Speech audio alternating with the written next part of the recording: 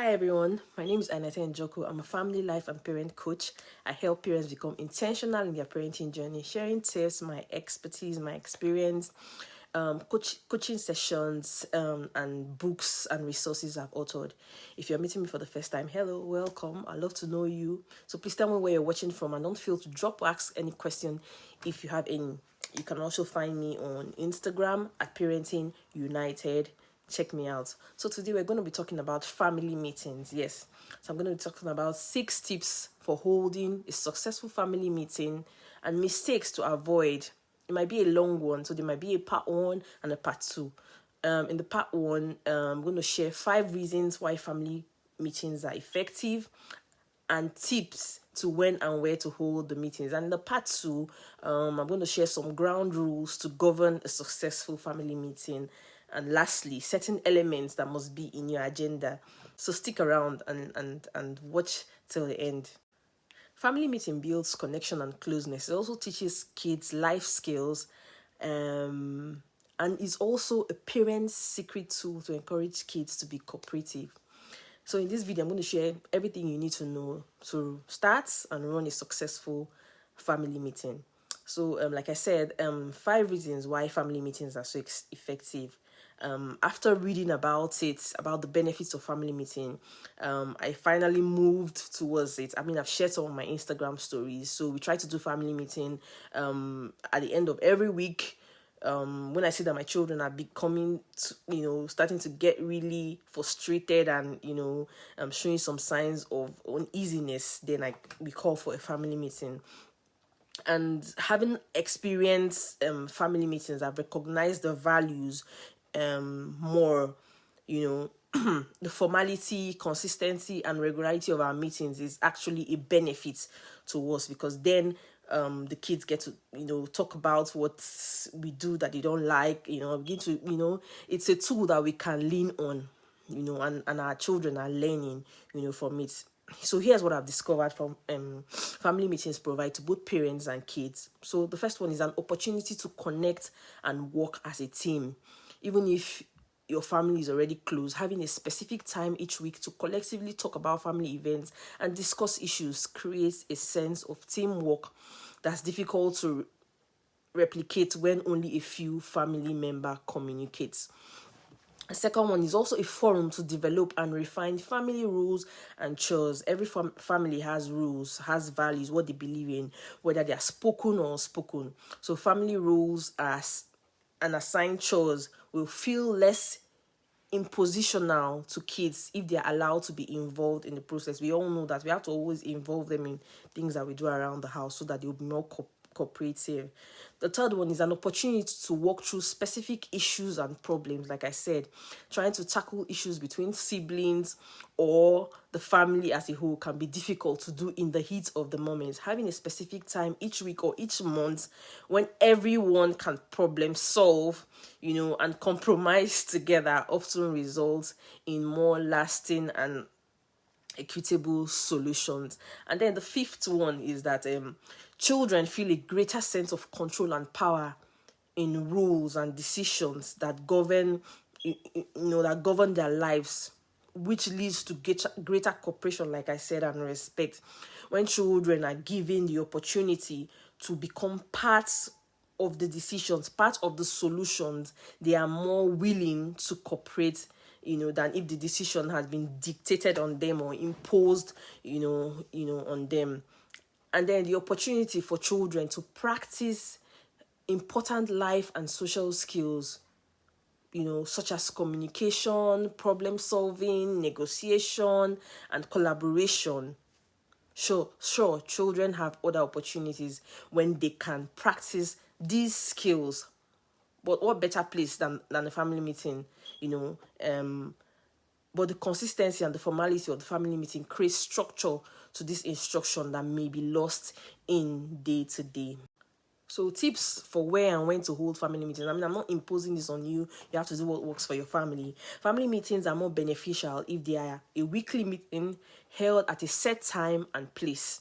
That way, any issue that arises over the prior week can be delegated to the regular family meeting. This is especially beneficial when tension are high in the heat of the moment. Moving an issue to a family meeting allows for a cool down, a calm down period, so the calmer minds can prevail.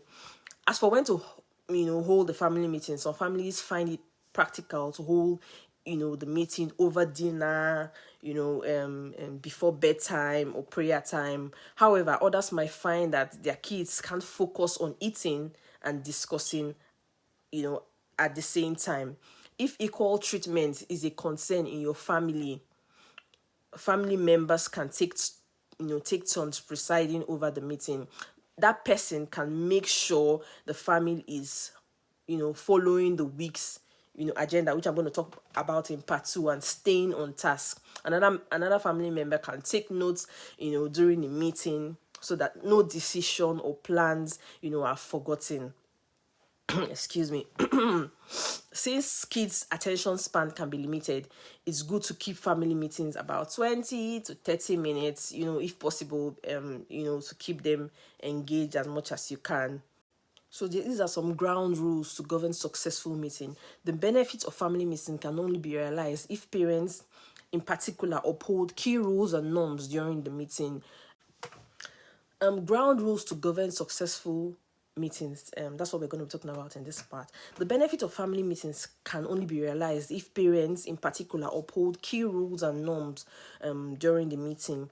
The overarching theme of a family meeting is to work together as a whole family, and getting children involved in solutions to problems, calendar planning creates a buy-in, which leads to greater cooperation and teaches kids problem solving, like I said, problem solving skills, communication skills, which I'm going to be talking in another video, the skills that our children will need now and in the years ahead. I'll talk about that in another video.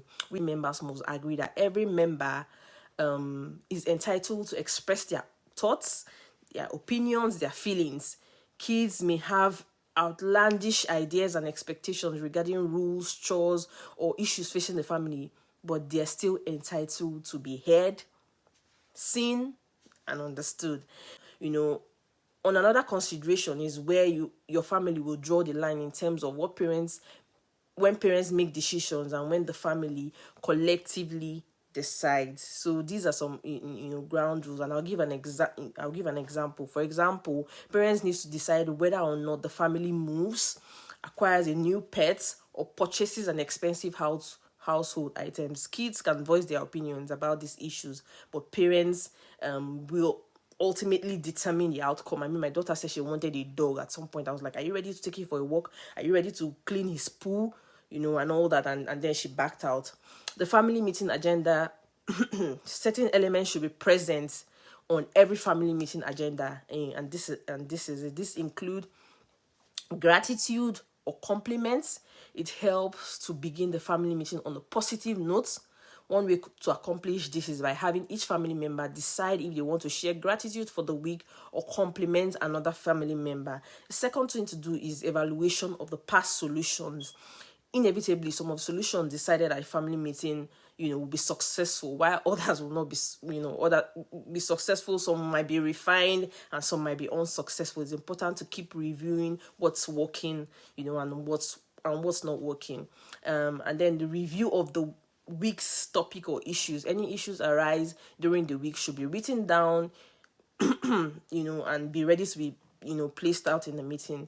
This is the time to go through the list, in whatever order, and collectively problem solve solutions. The review of calendar and events is helpful to make sure everyone is aware of which events are on the calendar for the coming week or for the coming month, as regards vacation, as regards excursions.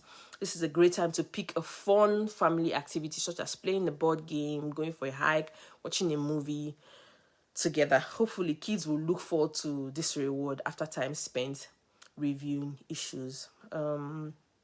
Another thing, very important, I just added this one, meal planning for the week. I mean, it's been a struggle.